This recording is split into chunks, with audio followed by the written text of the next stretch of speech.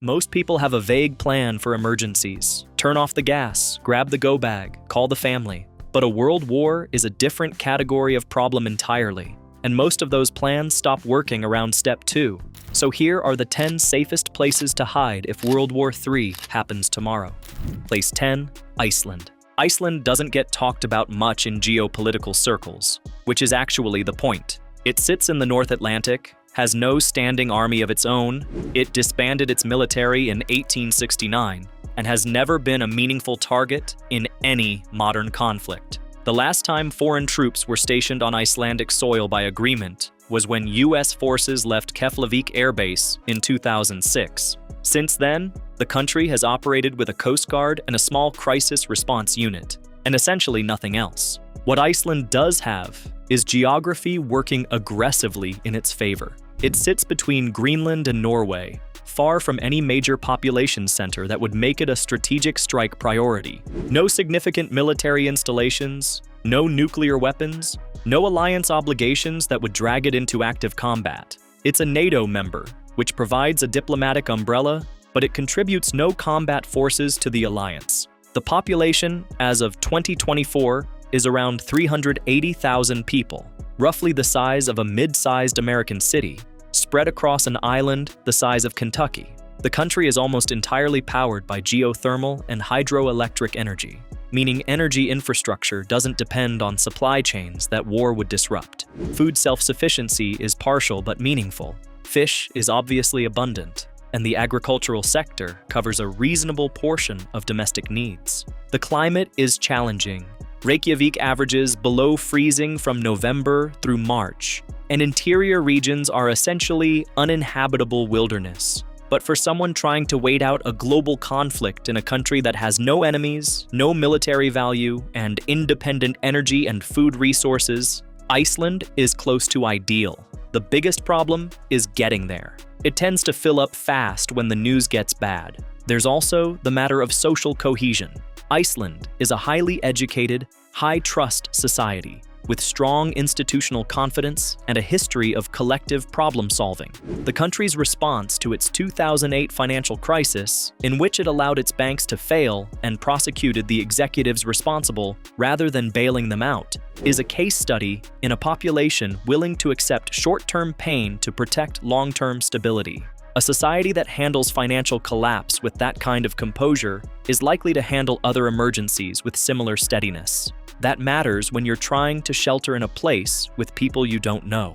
Place 9. New Zealand's South Island. New Zealand has appeared near the top of virtually every serious where to go if civilization collapses list for the past decade, and for good reasons that go beyond it simply being far away from everything.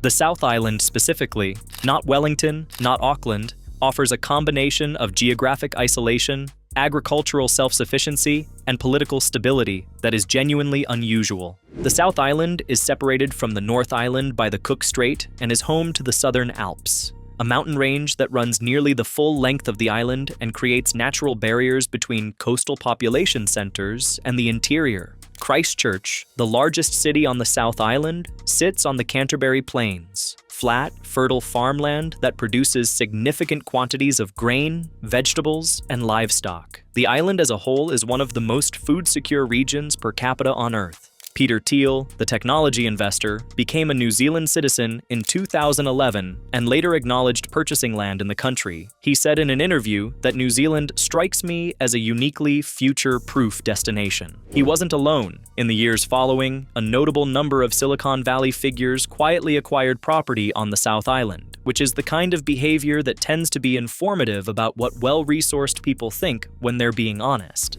The country has no nuclear weapons, no nuclear power plants, and declared itself a nuclear-free zone in 1987 under the New Zealand Nuclear Free Zone, Disarmament, and Arms Control Act. It sits roughly 2,000 kilometers from Australia and substantially farther from any major military power's primary theater of operations. The main vulnerability is economic dependence on global trade, but the South Island's agricultural base means basic food security survives supply chain disruption reasonably well. What often goes unmentioned in these discussions is New Zealand's water security. The South Island's glaciers, rivers, and rainfall patterns produce freshwater resources that dwarf what most countries of comparable size have available. The Southern Alps act as an enormous water catchment, feeding river systems that irrigate the Canterbury Plains below. In a prolonged conflict scenario where infrastructure is degraded, access to clean freshwater is typically the limiting factor, and the South Island simply doesn't have that problem in any realistic scenario short of catastrophic climate change. Place 8. The Swiss Alps interior. Switzerland has been neutral in every major European conflict since 1815, when the Congress of Vienna formally recognized Swiss neutrality following the Napoleonic Wars. That's over 200 years of consistent non-involvement in wars that repeatedly consumed its neighbors. This is not an accident. It's a deliberate, institutionalized foreign policy position backed by constitutional provisions. The Swiss military does exist and is not small. Switzerland maintains a militia system in which most male citizens complete mandatory service and keep equipment at home. The country spent decades and billions of francs constructing a network of underground military fortifications throughout the Alps. Bunkers, command centers, artillery positions concealed inside fake chalets and barns that were designed to make invasion prohibitively costly for any aggressor. Many of these installations were declassified after the Cold War but remain structurally intact. The interior Alpine regions, the cantons of Valais, Graubünden, Uri, offer the additional advantage of natural terrain that has historically made military operations enormously difficult. Supply lines through mountain passes are easily interdicted. Movement of large forces is extremely constrained. The Alps were a meaningful factor in Switzerland's ability to maintain its position throughout World War II, when it was surrounded on all sides by Axis-controlled territory and remained untouched. Swiss infrastructure includes extensive civil defense provisions. The country legally requires that sufficient underground shelter space exist to accommodate its entire population. As of the last audit, Switzerland has shelter capacity for approximately 114% of its residents. Those shelters are stocked, maintained, and regularly inspected. This is not a legacy system left over from the Cold War that nobody uses. It's actively maintained national policy. The Swiss banking system and financial infrastructure are also relevant in a different sense. Switzerland's economy is structured around stability as a product. The country earns its neutrality economically by being the place where everyone keeps their assets, which gives every major power a financial incentive to not blow it up. That's a cynical observation, but it's been a real factor in Swiss survival across every major European conflict of the past 2 centuries. Being economically useful to all sides simultaneously is a form of protection that walls and treaties alone can't provide. Place 7. Patagonia, Argentina. Patagonia occupies the southern tip of South America, a region so remote that calling it the end of the world is less a metaphor and more a description. The combined Argentine and Chilean Patagonian territory covers an area roughly the size of Texas and California combined, with a total population of around 2 million people. Most of that population is concentrated in coastal cities. The interior is sparsely inhabited steppe, mountain, and glacial territory. Argentina as a country has stayed out of every major 20th century global conflict. It did not participate in World War I in any military capacity. It declared neutrality in World War II until 1945, when it joined the Allies symbolically with no combat deployment. It has no territorial ambitions beyond its own borders, and no meaningful strategic value to any major nuclear power. The agricultural output of the Patagonian and broader Argentine interior is among the highest in the world. Argentina is one of the top 5 global exporters of soybeans, wheat, corn, and beef. The Rio Negro Valley in northern Patagonia is one of the most productive fruit-growing regions in the southern hemisphere. Self-sufficiency in a collapse scenario is achievable in a way that isn't true for many geographically isolated regions. The main challenge is climate and infrastructure. Southern Patagonia, Tierra del Fuego, the area around Ushuaia, is genuinely harsh, with high winds, low temperatures, and limited agricultural potential. Northern Patagonia, around Bariloche and the Lake District, is considerably more temperate and sits amid some of the most spectacular mountain terrain in the world. This is where people with long-term thinking tend to acquire land, and where the balance of agricultural capacity and natural defensibility is most favorable. One underappreciated advantage of the Argentine Patagonian interior is the low population density combined with functional local governance. Small towns like El Bolsón, San Martín de los Andes, and Escal have established communities with agriculture, local markets, and enough institutional structure to function independently of Buenos Aires during disruptions. The towns aren't remote outposts. They have hospitals, schools, and infrastructure, but they sit far enough from any conceivable target list to be functionally invisible to conflict planners. During Argentina's own severe economic crises in 2001 and 2002, these interior communities weathered the collapse better than the capital and coastal cities precisely because their economic ties to global systems were shallower. Place 6. Greenland's interior. Greenland gets mentioned in geopolitical conversations more often than people might expect, given that 80% of it is covered by a permanent ice sheet. The ice cap itself is not a place anyone is living or sheltering, but the coastal settlements and the island's strategic ambiguity make it worth considering from a different angle. Greenland is an autonomous territory of Denmark, which means it carries NATO membership without being a full NATO military partner in its own right. It hosts Pituffik Space Base, formerly Thule Air Base, which is the US military's northernmost installation. That base is the only significant military presence on the island, and its existence is a double-edged factor.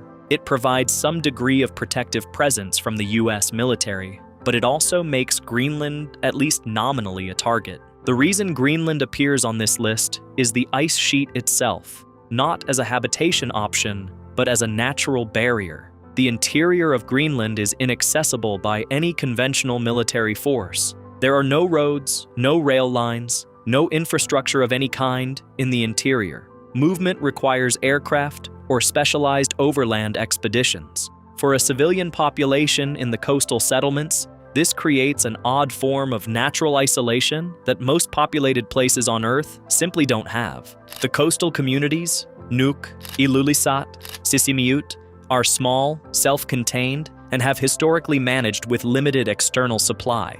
Nuuk has around 20,000 residents. Fishing is the economic foundation. The population has experience with isolation and resource management that most urban populations have never needed to develop. In a scenario where global supply chains collapse, that institutional knowledge matters more than most people account for. The political question of Greenland's status has become increasingly relevant in recent years. US interest in Greenland, most openly expressed during discussions in 2019 and again in 2025, stems from its strategic position on Arctic shipping routes and its significant rare earth mineral deposits. That strategic interest cuts two ways. It may provide additional US military protection of the island, or it may make Greenland a more contested space than it has historically been. For now, its practical isolation and small population still keep it off any realistic first strike list.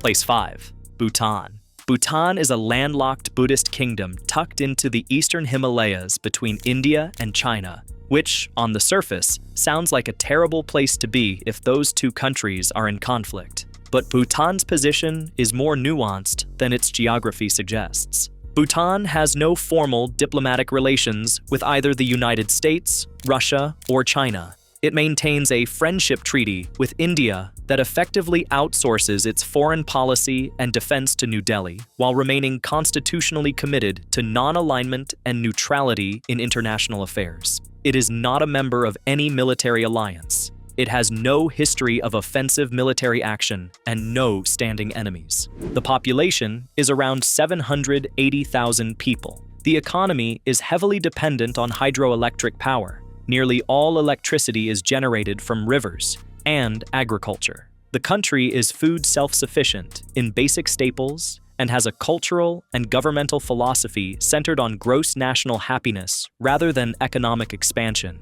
which in practice means the population has maintained closer ties to to subsistence-level skills than most countries at comparable income levels. The terrain is the defining feature. Bhutan's average elevation is among the highest of any country on Earth. The mountain passes into Bhutan from China are limited, high, and difficult to traverse in force. India controls the lowland approaches.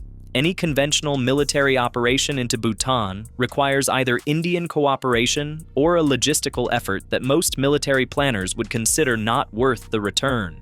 Former Bhutanese Prime Minister Tshering Tobgay described his country's foreign policy approach simply, "We are a small country, and we are smart about it." That smartness has kept Bhutan out of every conflict its neighbors have been involved in.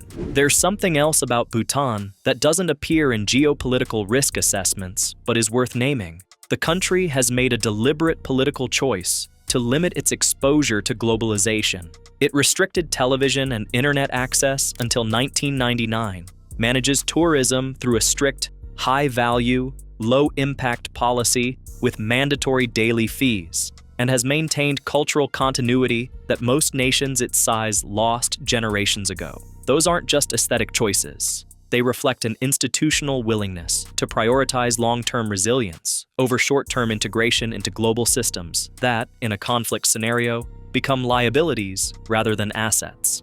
Place 4. The Faroe Islands. The Faroe Islands sit in the North Atlantic between Norway, Iceland, and Scotland, an autonomous territory of Denmark with a population of around 55,000 people. They are remote, they are small, and they have essentially no strategic military value that would make them a target in any realistic conflict scenario. The islands are mountainous, windswept, and surrounded by some of the most turbulent waters in the Atlantic. Their economy is built almost entirely on fishing, which is both a vulnerability and a strength. The local population knows how to live on what the ocean provides, and the ocean around the Faroes is extraordinarily productive.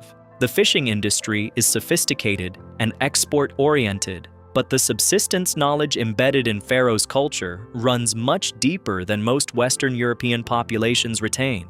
What makes the Faroe Islands particularly interesting in a conflict scenario is their combination of NATO affiliation through Denmark, which provides a diplomatic and potentially military umbrella, and genuine strategic irrelevance to any major power's war aims. There is nothing there that a major military power needs to control, destroy, or deny to an adversary.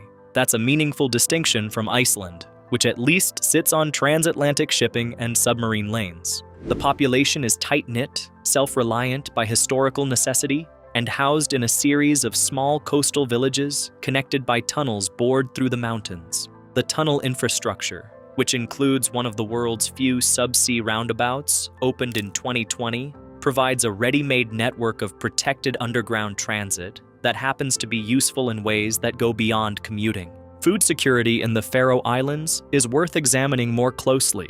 The islands produce very little agricultural food, no grain to speak of, limited vegetables, almost no fruit. What they do produce is fish, in quantities that significantly exceed domestic consumption, plus lamb from sheep that outnumber the human population. The traditional Faroese diet was built around exactly those two protein sources for centuries, supplemented by seabird eggs and dried meats. That's not a pleasant diet by modern standards, but it's a functional one that doesn't require any external supply chain to maintain. A population that can feed itself on what its immediate environment provides is a population that can survive a long conflict.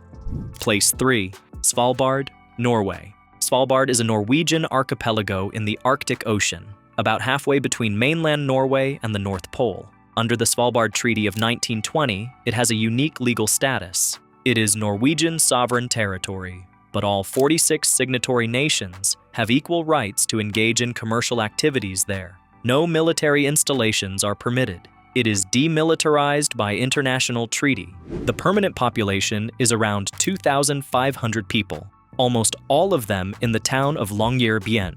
Russia maintains a small settlement called Barentsburg with a few hundred residents. The Norwegian presence includes a university research center, a global seed vault, and a satellite ground station. It is, by any reasonable measure, the most geopolitically unusual inhabited place on Earth. The demilitarized status is the critical factor. Under the Svalbard Treaty, Deploying military forces to the archipelago is explicitly prohibited for all signatories, including Norway. In a World War III scenario, where nuclear powers are targeting each other's military infrastructure, a legally demilitarized territory with a few thousand people and no military installations of any kind is simply not a target. There is nothing there to strike. The global seed vault, built into the permafrost near Longyearbyen, is not coincidentally located in Svalbard. Its designers chose the location precisely because of its stability, geopolitical, geological, and climatic. The vault was designed to survive virtually any foreseeable catastrophe. The same reasoning that makes it an ideal seed repository makes the island itself an interesting refuge. The vault has operated since 2008, and as of 2024, holds over 1.3 million seed varieties from around the world. The practical challenges are real. Longyearbyen has no road connection to the mainland. Everything arrives by ship or plane. The climate is extreme. Average January temperatures around -15 degrees Celsius. Polar bears outnumber people on the archipelago. But in a scenario where the alternative is being in Warsaw, Seoul, or Los Angeles, the logistics of Svalbard start looking manageable. The infrastructure that does exist in Longyearbyen is more robust than the population size would suggest. The University Center in Svalbard, UNIS, operates year-round and maintains research facilities, equipment, and a small permanent academic community. The town has a hospital, a power plant burning coal from the local mine, and supply systems designed around the expectation of periodic isolation during severe Arctic weather. The systems were built to function when the rest of the world isn't paying attention, which is precisely the condition a conflict would create. Place 2. Uruguay. Uruguay doesn't appear on most people's emergency destination lists, which is part of what makes it worth examining. It's a small country, 3.5 million people, roughly the population of Connecticut, wedged between Brazil and Argentina on the Atlantic coast of South America. It has no territorial disputes with its neighbors, no history of involvement in major international conflicts, and a political culture that has been consistently democratic since the return from military dictatorship in 1985. The country ranks consistently among the top in Latin America for press freedom, rule of law, absence of corruption, and quality of life. It was the first country in the world to fully legalize cannabis at the national level in 2013, which is either a selling point or not, depending on the person. But more relevantly, it reflects a governing culture that tends toward pragmatic, evidence-based policy rather than ideology-driven decision-making. That kind of institutional stability matters in a crisis. Uruguay's agricultural output is exceptional relative to its population.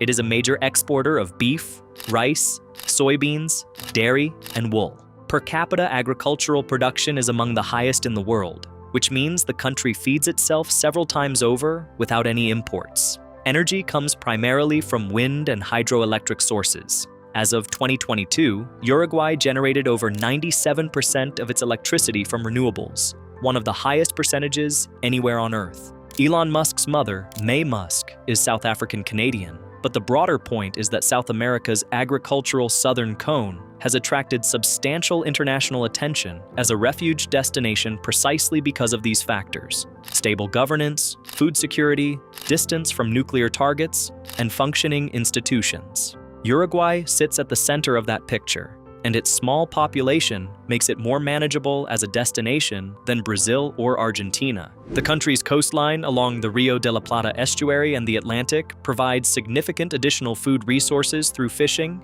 and the Uruguayan interior supports cattle ranching at a density that makes the country one of the highest per capita beef producers in the world. Montevideo, the capital, is a functioning modern city with medical facilities, universities, and infrastructure. But it's small enough that it doesn't generate the cascade failure vulnerabilities of megacities. When a city of 3 million loses power, water, and supply chains simultaneously, it becomes catastrophically dangerous within days. A city of 1.4 million with a functioning agricultural hinterland and a harbor is a manageable problem by comparison. Place 1, Antarctica, specifically Research Station Territory. Antarctica is the only continent on Earth with no indigenous population, no sovereign government, and no military presence of any kind. It is governed, to the extent that word applies, by the Antarctic Treaty of 1959, which has been signed by 54 nations. The treaty prohibits military activity, nuclear testing, and nuclear waste disposal. It mandates that the continent be used exclusively for peaceful purposes and scientific research. There are approximately 70 research stations on the continent, operated by various nations. The largest is McMurdo Station, operated by the United States, which can house up to 1,258 people during the summer season. The Russian Vostok Station, the Chinese Zhongshan Station, the Argentine Carlini Station, all of them are protected under the same international framework. Edmund Hillary, who completed the first overland crossing of Antarctica as part of the Commonwealth Trans-Antarctic Expedition in 1958, described the continent as a place where the values of the civilized world are suspended. Only what you can do matters, not who you are. That suspension of ordinary hierarchy becomes relevant in a scenario where ordinary civilization is in crisis. In a nuclear exchange scenario, Antarctica is the only populated, loosely speaking, landmass on Earth that is categorically not a target. There is nothing there to destroy, no infrastructure to deny, no population to demoralize. It sits at the bottom of the planet, equidistant from everywhere and close to nothing. Southern ocean weather makes conventional military operations in the region essentially impossible. It is the ultimate non-target. The practical reality is that getting to Antarctica from anywhere in the world requires either a long sea voyage through some of the roughest water on the planet, or a flight to a departure point like Punta Arenas in Chile or Christchurch in New Zealand, followed by a flight to the continent itself. Access is controlled, logistically complex, and seasonal. The research stations are not designed for large refugee populations. None of this is ideal. But if the scenario is genuinely global, if the question is where on Earth is entirely outside the war, Antarctica is the honest answer. It is the one place where the Antarctic Treaty is the law, where no nation has sovereignty to defend, and where the worst that happens is a blizzard. Given what the alternatives look like in a world war, a blizzard starts to seem tolerable. There is one other factor worth naming in the context of Antarctica that rarely comes up in these discussions: the psychological dimension. The research communities that overwinter at Antarctic stations, spending months in complete isolation, in darkness, in extreme cold, under resource constraints, develop extraordinarily strong social bonds and adaptive coping mechanisms. Studies of Antarctic winter overcrews have been used by NASA and other agencies to understand long-duration isolation psychology. The people who survive those winters intact, and most do, come out of the experience with a fundamentally different relationship to scarcity, isolation, and collective dependence. That's not a selling point for Antarctica as a tourist destination, but it's exactly the profile that makes a place survivable when civilization outside is falling apart. None of these places are destinations most people will ever reach on short notice. Some of them require planning years in advance, acquiring residency, learning the language, understanding the logistics. Others are genuinely accessible if you make the decision early enough. The point isn't that you need to pack a bag for Svalbard tonight. The point is that geography still matters enormously in conflict, that some places are structurally safer than others for reasons that have nothing to do with luck, and that the people who tend to survive catastrophic events are usually the ones who thought about it before it happened. History is consistent on this. The people who left early, from Europe in the 1930s, from conflict zones before borders closed, from cities before infrastructure collapsed, were not the ones who panicked. They were the ones who read the situation accurately, while most people were still insisting things would probably be fine. That gap between early action and late reaction is the difference that geography, preparation, and information make. This video is the information part. The rest is up to you. If you found this useful, hit the like button. It helps get this kind of content to people who are actually thinking about these questions. Subscribe if you want more videos on geopolitics, survival strategy, and the kind of information that's more useful than most people realize until it suddenly is. Stay informed.